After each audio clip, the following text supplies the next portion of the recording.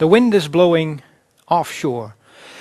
This talk is about offshore wind and how we will find several pots of gold in the next 10 years and beyond in this new technology that's currently growing from demonstration to full maturity into being a real industry.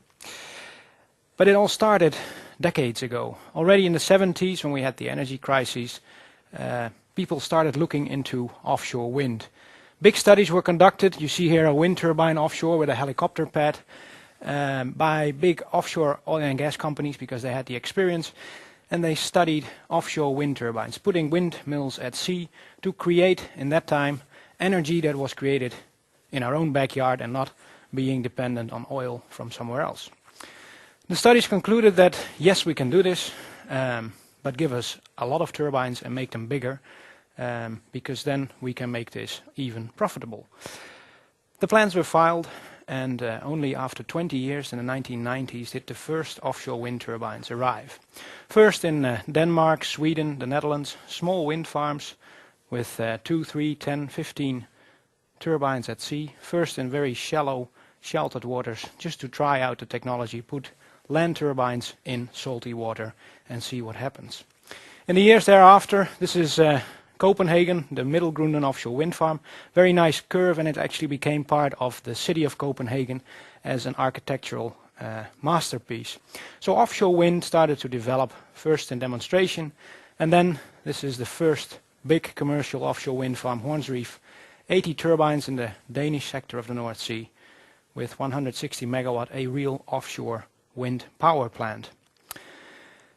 And that's where we are now. We have about 1,000 turbines in the water, 2.5 gigawatts of installed power, but we won't stop there. Until 2020, it's projected that we'll build about 10,000 structures, which will deliver a total combined installed power of 40 gigawatts. And if you remember that in the last 80 years, the oil and gas industry built 7,000 structures worldwide, you can see that trying to put in 10,000 in less than 10 years will be an engineering feat for sure. These 40 gigawatts of power will be about 5% of the total European electricity use, but we have the potential to increase beyond 2020 and go up to 25%. The countries in the European Union will be interconnected via cables across land, but also through the sea, which will make sure that we can transport electricity easily. And studies now show that the current networks already, without any storage, can take up to 20% of wind energy in their system. Wind doesn't blow always, but also coal-fired power plants don't run always. They need maintenance as well. And up to 25% of wind, 20% of wind energy in the grid is easily taken up. So we do not need to put any storage or other means in to grow to this between 5 and 25% of electricity from wind alone. Furthermore, in recent times, we've made weather very predictable. As you may have noticed, your local weatherman can predict the weather now more than a week in advance, where only a few years ago it was only 2-3 days. The same prediction of weather systems is used for wind electricity. We can now predict it so accurately that we can trade it on the spot market.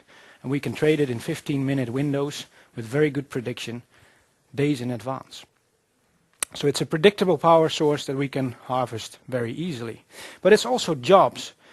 At this moment already, we have several 100,000 people working in wind, and this will increase to about 500,000 in 2030, of which 300,000 will be in offshore wind energy.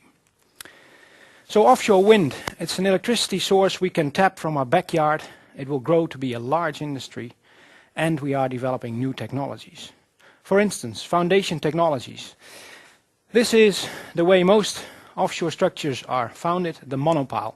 It's a big steel pile. The red thing is a hammer, and the hammer is hammering the pile into the seabed, and then the turbine is installed on top. These piles have been installed nearly all across the European waters. They've been tried out, and it's the most popular structure. It's tested, it's proven, and it works. The piles are made in factories, nearly fully automated, only a few people working here to produce piles from plates of steel which are bended. They make cans of them, and then the cans will be turned into the monopiles. This monopile is installed in the seabed, and then across that we install this transition piece. It's a pile with a little bit larger diameter, so it fits across the foundation pile, and it's fitted with boat landings, ladders, and a platform, and of course a place to hang your cable to export the electricity. In the industry, we've had discussions over the years that there would be a limitation to installing these structures. First, 10 years ago, we said, no, we cannot go beyond 10 or 15 meters. A few years ago even, there were people saying monopiles will be used up to 20 meters of water depth. But if you see this curve with the line in between, the points are offshore wind farms installed.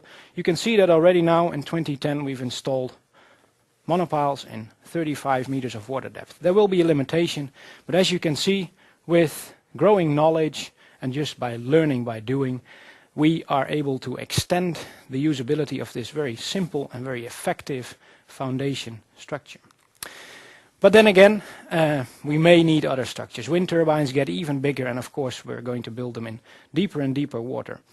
Next to the monopile we can use tripods, like a tripod you use for your camera, make a wider base so we can distribute the load to the subsoil, and also jacket structures. Jacket structures, of course, you may know from the pictures of oil and gas platforms where they put the drilling rig on top. In this case we put them on the seabed to support wind turbines. The first one was installed in Scotland a few years ago. You see it lying here on a barge, and then with a crane vessel it was installed. And you see it as a foundation, and then the turbine was lifted in place. Installing this structure took 1 year because they did a second one which took the other year, but they learned a lot because only last year they took in another crane vessel and they were able to install 6 of these structures in only 5 days. So here you see, by building these structures, by doing the demonstrations, we acquire knowledge and technologies to increase installation speed and of course to drive the cost down, because eventually we want offshore wind to be cost effective. Then we have our wind turbines in place, and of course then the question is, how do we get people on and off? You see the guys sitting here, they're installing the cables, and of course this water is very flat, so on a nice day you can take your rubber boat and go out there.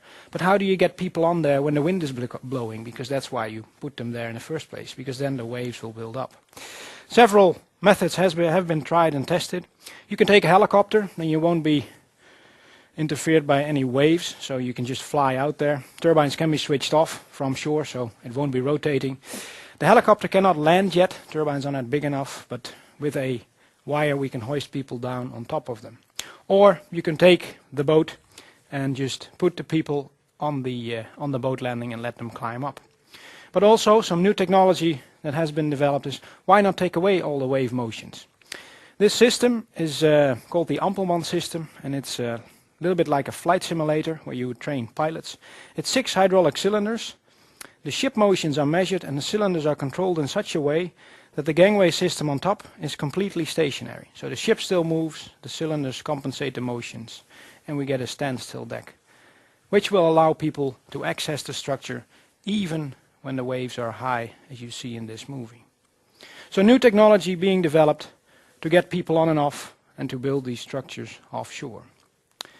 Which is critical because offshore wind is the way forward. This is a picture of the world at night, and you see a lot of very bright dots. That's where the people are living. That's where people are consuming electricity. And with 50% of all the world population living less than 100 kilometers offshore, building offshore wind is a very bright idea.